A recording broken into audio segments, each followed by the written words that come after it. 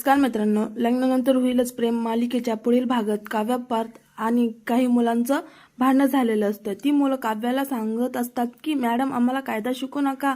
काव्या म्हणते की कायदा तर मी तुम्हाला शिकवणारच, एवढे मोठे झाले की तुम्हाला कायदा माहित नाही। तर इकडे रम्या आता वसुंधराला सांगत असते की आपण असं काही करायला पाहिजे ना, ती काव्य कोमात गेली पाहिजे, नाहीतर पॅरालायसिस किंवा मेमरी लॉस।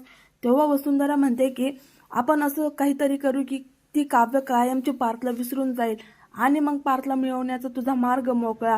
तर इकडे जीवाने आता फोन करून वकिलांना घरी बोलवलेलं असतं। मालिनी म्हणते की वकील साहेब घरी का आले आहेत? जीवा म्हणतो की मला फास्ट ट्रॅक डिवोर्स घ्यायचा आहे आणि त्यासाठी वकील पेपर्स घेऊन आले आहेत।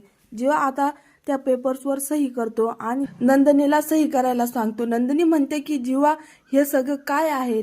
त्यावर जीवा उत्तर देतो की काही जोड्यांमध्ये लग्नानंतर प्रेम नाही तर घटस्फोट होतो। मी तर आपल्याकडून आपलं नातं संपवलं, तू सुद्धा या पेपरवर सही करून आपल्या नात्याला पूर्ण विराम दे। तसं मी तुला नकोच ना,